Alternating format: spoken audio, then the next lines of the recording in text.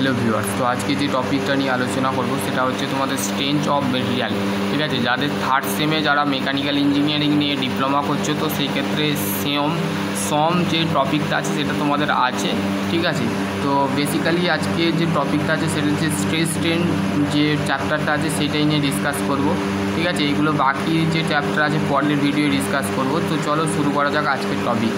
তো আজকে আমি কলেজ যাইনি, তো সেই ক্ষেত্রে আমার এই পিডিএফটা স্পন্সর হচ্ছে আমাদের, বলে নিচ্ছি, স্পন্সর হচ্ছে তোমাদের এখানে বলেছে IAS officer railway GATE topper NTPC 12 years teaching experience hydro power NTPC. ঠিক আছে, এখানে তোমাদের কিন্তু এক্সপিরিয়েন্স নিয়ে কিন্তু এই বইটা বানিয়েছে। ঠিক আছে, ওকে, বুঝতে পারলে।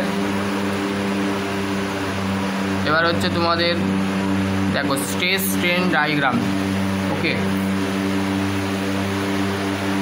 আমাদের স্ট্রেস স্ট্রেন ডায়াগ্রাম নিয়ে ডিসকাস করব। স্ট্রেস স্ট্রেন ডায়াগ্রাম, ঠিক আছে, স্ট্রেস স্ট্রেন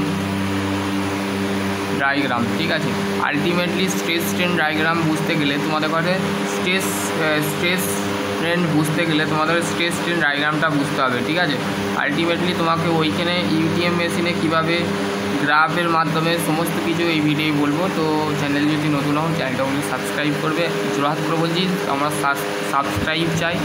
তো আর পাশে বেল আইকনটা অবশ্যই প্রেস করে দেবে, সর্বপ্রথম আপডেট আমার চ্যানেল থেকে তোমাদের কাছে যাবে। ঠিক আছে, দেখো এখানে when the material of the subject external force of the resistance force of the set up the component the internal resistance force per unit area accent to the material of intensity of the force the distribute of the over the given the section of the is called হচ্ছে stress point. ঠিক আছে, যখন কোনো একটা মেটেরিয়ালের ওপরে কোনো একটা সাবজেক্টের ওপরে আমরা যখন এক্সটার্নাল ফোর্স অ্যাপ্লাই করে থাকি, সেই কম্পোনেন্টের মধ্যে কিন্তু একটা ইন্টারনাল রেজিস্ট্যান্স ফোর্স, মানে ভেতরের যে ফোর্সটা আমরা দেখতে পাই না, কিন্তু এক্সটার্নাল যে ফোর্সটা আছে সেটা কিন্তু আমরা যে কোনো প্রকারে দিয়ে থাকি। ঠিক আছে, ওকে, বুঝতে পারলে। এবার তোমাকে এইটা জানতে হবে। ঠিক আছে, P express of the newton original area metre square stress will be newton per millimetre square. ঠিক আছে, পাস্কেল। ঠিক আছে, প্রেসারকে ডিনোট করা হয় ফোর্স পার ইউনিট এরিয়া দিয়ে। ঠিক আছে, এখানে দিয়ে দিয়েছে। এবার হচ্ছে 1 গেগা পাস্কেল ওয়াক, মেগা পাস্কেল ওয়াক, GP pascal, giga pascal, mega pascal, kilo pascal.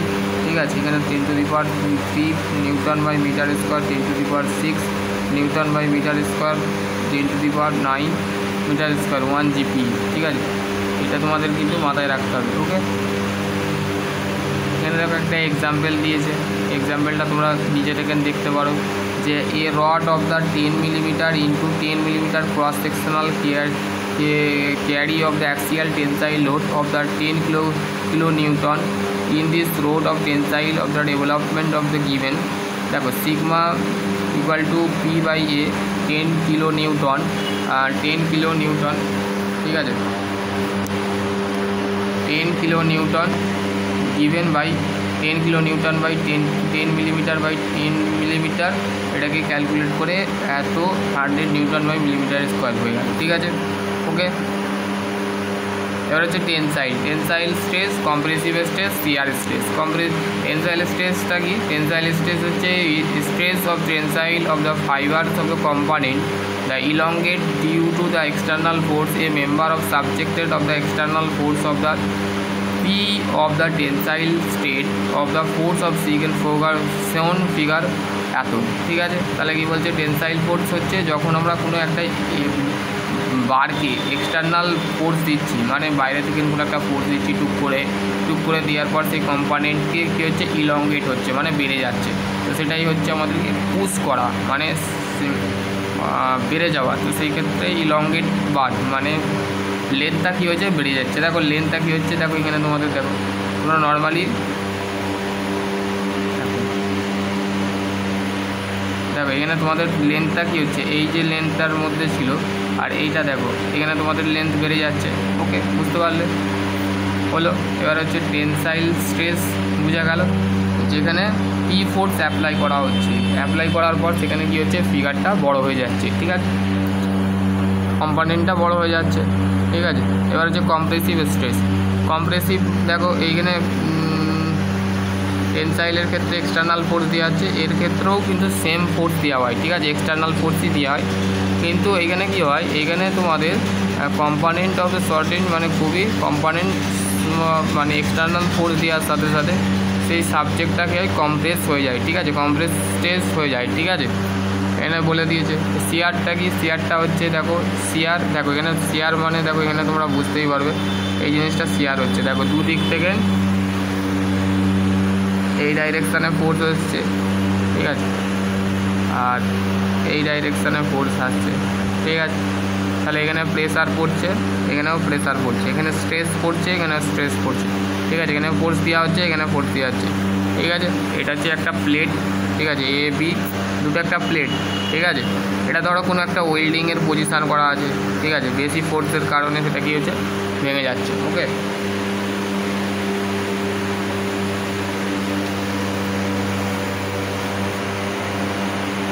ঠিক আছে,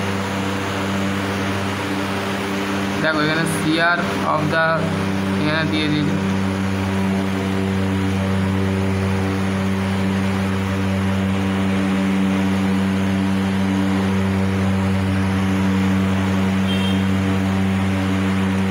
দেখো এখানে shear stress of the parallel line of interest, ঠিক আছে। তাহলে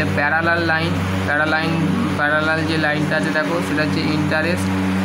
force applied of the member A B দিয়ে corresponding of the internal force of the section of the C called হচ্ছে shearing, ঠিক আছে। সিয়ারিং হচ্ছে এ বি যেটা আছে, এ বি হচ্ছে সোন ফিগার দিয়েছে মেম্বার একটা, এখানে ফোর্স অ্যাপ্লাই করা হচ্ছে। করসপেন্ডিং অফ দ্য ইন্টারনাল ফোর্স মানে তার মধ্যে কী হচ্ছে, মানে আমরা দুটো প্লেটকে দেখতে পাচ্ছি, দুটো প্লেট এ বি দুটো একটা প্লেট, ঠিক আছে। এই দুটো প্লেটকে কী হচ্ছে, মানে ইন্টারনাল ফোর্স অ্যাপ্লাই করার সাথে সাথে সেটা শিয়ার হয়ে যাচ্ছে, ঠিক আছে। ইন্টারনাল ফোর্সের কারণে আমাদের শিয়ারিং হচ্ছে, ঠিক আছে। The corresponding average of the stress tau force per unit area, ঠিক আছে। স্ট্রেন হচ্ছে দেখো the displacement of per unit length of the dimensionless is the known of the strain. Strain কী হচ্ছে, ডিসপ্লেসমেন্ট পার লেন্থ মানে যে লেন্থটা ডিসপ্লেসমেন্ট করছে মানে ডিস্টেন্স বরাবর সরে যাচ্ছে, ঠিক আছে, এটা বলে দিয়েছে। তারপর হচ্ছে টেনসাইল স্ট্রেস, ঠিক আছে, কম্প্রেসিভ স্ট্রেস, এইগুলো তোমাদের আগের ভিডিও আগেও বলা আছে, তো সেইগুলো একটু দেখে নেবে, ঠিক আছে। এটা হচ্ছে স্ট্রেস স্ট্রেন কার্ভ, ঠিক আছে। The stress strain curve indication of the deformation the because of base of the instance of the dimension of the specimen, ঠিক আছে। স্পেসিমেন যেটা থাকে, ঠিক আছে, স্পেসিমেনটাই আমি দেখাবো কীভাবে ব্রেক করবে, সম্পূর্ণ ভিডিওটা দেখো, তোমাদের বলে দিচ্ছি, ঠিক আছে, সম্পূর্ণ ভিডিওটা দেখো, ঠিক আছে। এখন তোমাদের কার্ভটা আছে, স্ট্রেস স্ট্রেন ডায়াগ্রামের যে কার্ভ আছে সেটা কিন্তু তোমাদের এই হুক লট আগে বলে নিই, হুক লটা দেখো কী বলেছে, হুক লটা তোমাদের পড়তে পারে, ঠিক আছে। ইন্টারনালে আসবে, ঠিক আছে, ইন্টারনালে এই হুক লটা আসতে পারে, ঠিক আছে, ইন্টারনালে দেখো according to Hooke law stress of the direct proportional to strain normal strain the shear stress and shearing strain, এইটাকে বলা হচ্ছে Hooke law. Direct proportional to stress to strain, ঠিক আছে, স্কল্ড হচ্ছে তোমাদের হুক ল, ঠিক আছে। মডুল অফ ইলাস্টিসিটি কী ব্যাপার কী বলছে দেখো, মডুল অফ ইলাস্টিসিটি যেটা আছে তোমাদের মডুল অফ ইলাস্টিসিটি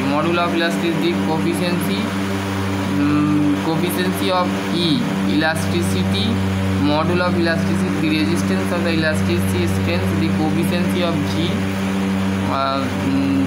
for হচ্ছে shear strength of the module of elasticity, ওকে।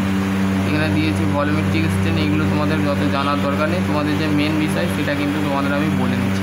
এবার হচ্ছে ইলংগেশনটা তোমাদের বলে নিই। ইলংগেশনটা হচ্ছে মেনলি দেখো ইলংগেশন মানে যে বারটা থাকে, ধরো এই বারটা আছে, ঠিক আছে,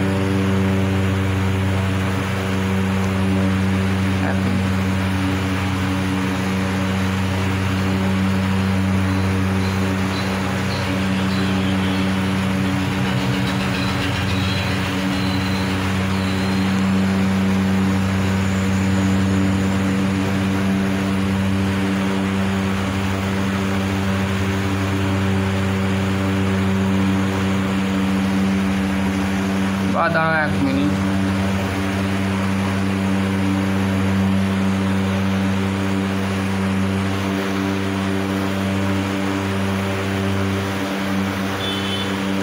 এই যে বারটা আছে, এই বারটা এতটুকু আছে, ঠিক আছে। বারটা কিন্তু এতটুকু যদি করা দেওয়া হয় তাহলে কী হবে, সেই বস্তুর যে লেন্থ আছে, এটা হচ্ছে লেন্থ, ঠিক আছে। এটুকু লেন্থ ছিল, এইটুকু লেন্থ হয়ে গেল, তাহলে ইলংগেট হয়ে গেল, ঠিক আছে।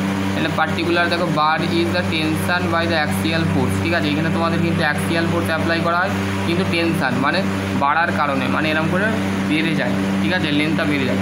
তো সেই ক্ষেত্রে এখানে তোমাদের বলে দিয়েছি elongate by the can be of the determine, ঠিক আছে। এখানে তোমাদের ইলংগেট হচ্ছে, ঠিক আছে, বুঝতে পারলে। ইলংগেট, ট্র্যাপেট, এইগুলো তোমাদের আমি একটা ভালো টপিক বানাতে হবে, ঠিক আছে। এইগুলো মানে অঙ্কগুলো তোমাদের দেখতে হবে, ঠিক আছে।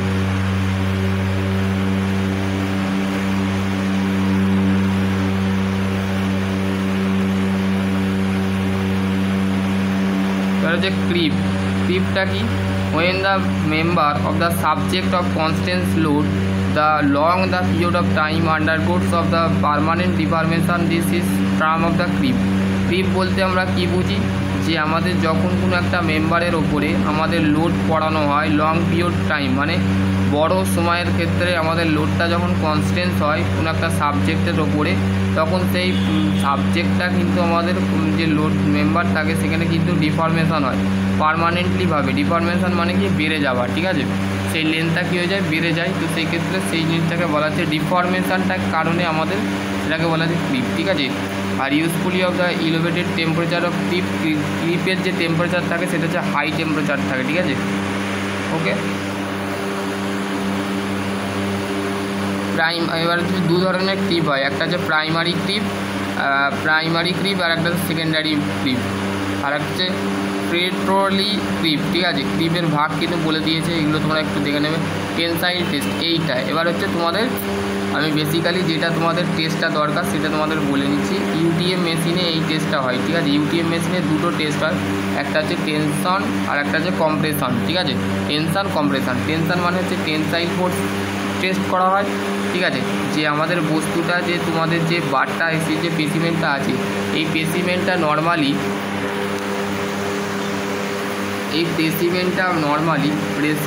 নর্মালি কীভাবে ব্রেক করছে, ঠিক আছে, কীভাবে ব্রেক করছে টেনে, ঠিক আছে। টেনসাইন মানে কি, মানে ইলংগেট হয়ে কিন্তু সেই মেটেরিয়ালটা কীভাবে ব্রেক করছে এই চার্টের মধ্যে তোমরা দেখতে পাবে, ঠিক আছে। এরকম yield strange, fracture strange, ultimate strange, ঠিক আছে। এটা ফ্র্যাকচার মানে এই যে লাইনটা গেছে এই লাইনটা ফ্র্যাকচার, ঠিক আছে। ফ্র্যাকচার মানে কি, ফ্র্যাকচার বা ব্রেকিং মানে মেটেরিয়ালটা শেষ অবস্থায় আছে, ঠিক আছে। তো প্রত্যেকটা নিয়ে ডিসকাস করবো। তো চলো, প্রথমে হচ্ছে ট্রু অফ ইলাস্টিসিটিটা কি, base to মাইক্রোস্ট্রেন,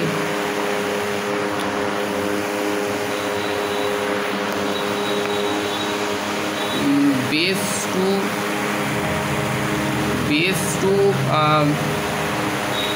measurement of the strain 2 into 10 to the power 6 of very low value, the motion of view, the hardness of the dislocation, ঠিক আছে।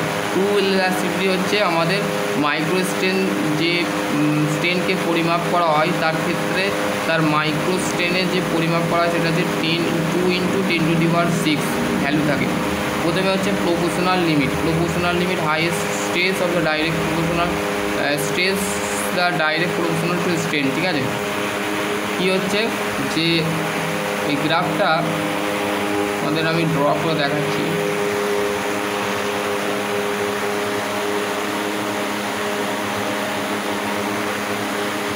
ঠিক আছে। এটা হচ্ছে শেষ, এটা হচ্ছে, ঠিক আছে। এরাম হ্যাঁ, ঠিক আছে। এইখানে তোমাদের ও থেকে A B C D E F, ঠিক আছে। তো এই যে স্ট্রেস ইকুয়াল টু কি, স্ট্রেস ইকুয়াল টু হচ্ছে আমাদের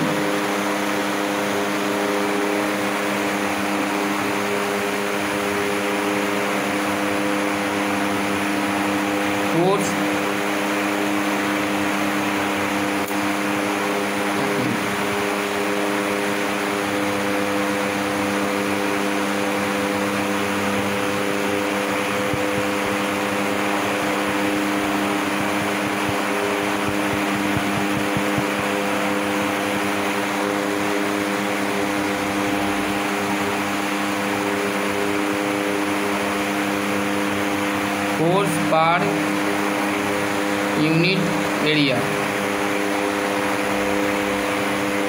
ঠিক আছে। আর স্ট্রেন হচ্ছে ডিফরমেশান পার ইউনিট লেন্থ, ঠিক আছে। আমাদের যত এখানে ডিফরমেশান হবে বাড়বে, ঠিক আছে, লেন্থটা তত বাড়বে, ঠিক আছে। এখানে দেখো স্ট্রেস হচ্ছে, এটা হচ্ছে ও থেকে এ হচ্ছে আমাদের কি বেসিক্যালি ও থেকে এ পর্যন্ত হচ্ছে আমাদের ডায়াগ্রামটা আমি বুঝাচ্ছি প্রপোর্শনাল লিমিট, যেখানে আমাদের স্ট্রেস টু স্ট্রেন হচ্ছে direct proportional to stress and strain, ঠিক আছে। তারপর হচ্ছে ইলাস্টিক লিমিট। ইলাস্টিক লিমিটটা কি? ইলাস্টিক মানে কি? কোনো একটা জিনিস বরম্বর ক্ষেত্রে, যেমন স্টিলের থেকে মানে আমাদের গার্ডারের যেমন ইলাস্টিসিটি আছে, তারপর হচ্ছে বেলুনের ইলাস্টিসিটি আছে, ঠিক আছে। It is the generate of the material without the measurable the strain the under loading of the elastic limit and to greater than proportional limit, ঠিক আছে। ইলাস্টিক লিমিট বলতে আমরা কী বুঝি? যে স্ট্রেসের ওপরে মেটেরিয়াল যে স্ট্রেস থাকে সেখানে পারমানেন্টলিভাবে আনলোড করা হয়, ঠিক আছে। তো সেটাকে বলা যায় elastic limit greater than proportional limit, ঠিক আছে। ওকে, এখানে স্ট্রেন্থ, ইল্ড স্ট্রেন্থটা দেখো এখানে তোমাদের বলেছে ইল্ড স্ট্রেন্থটা, এখানে load offset of the yield, ঠিক আছে, লোড পড়ে মাঝখান থেকে, ঠিক আছে। দেখো the stress of the specific amount the deformation, মানে একটা স্পেসিফিক অ্যামাউন্ট যে ডিফরমেশান থাকে সেখানে দরকার পড়ে। The offset of the determine the stress of the corresponding intersection of stress strain curve line the parallel elastic line of the strain 0.2, ঠিক আছে।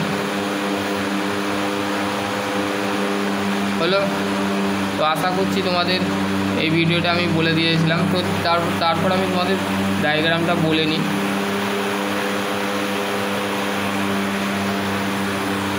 এই ডায়াগ্রামটাই দেখেই বলি নি, ঠিক আছে।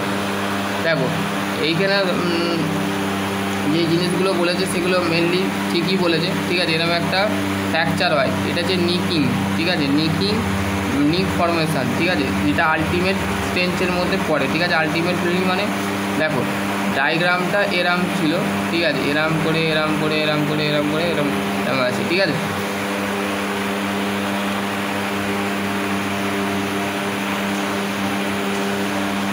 ঠিক আছে, এটা হচ্ছে তোমাদের স্ট্রেস আর একটা হচ্ছে স্ট্রেন, ঠিক আছে। স্ট্রেস স্ট্রেন, আর এখানে ও থেকে এ হচ্ছে প্রপোর্শনাল লিমিট, ঠিক আছে। এখানে stress strain to direct proportional to strain, direct proportional to stress strain, ঠিক আছে। আর যখন এ থেকে বি পজিশানে গেল তখন সেটাকে আলটিমেটলি ইলাস্টিক লিমিট বলা হয়। তারপরে বি থেকে সি এ গেল, বি থেকে সি, তার মাঝে হচ্ছে upper yield point lower yield point আসছে, ঠিক আছে। এইখানে তোমাদের ফ্র্যাকচারটা কীভাবে হচ্ছে, যখন আলটিমেট স্টেজে যখন পৌঁছে গেল তখন মেটেরিয়ালটা ব্রেক করে। এবার তোমরা কোশ্চেন করতে পারো যে দাদা আলটিমেটলি মেটেরিয়ালটা ভাঙে কেন হচ্ছে, যখন বেশি প্রেসার পড়ে টেম্পারেচার হিট জেনারেট হয়, হিট জেনারেট হওয়ার সাথে সাথে কিন্তু মেটেরিয়ালটা কী হয়, ফ্র্যাকচার হয়ে যায়, ঠিক আছে। বেশি প্রেসার দিলে, বেশি প্রেসার বা মোমেন্ট দিলে মেশিনের উপরে ভিত্তি করে মেশিন কীভাবে প্রেসার দেবে বা মেশিন কীভাবে টেম্পারেচার দেবে, ঠিক আছে, সেই ভিত্তি করেই কিন্তু ডায়াগ্রামটা তৈরি হয়, এই ডায়াগ্রামটা বা গ্রাফটা তৈরি হয়। ওকে,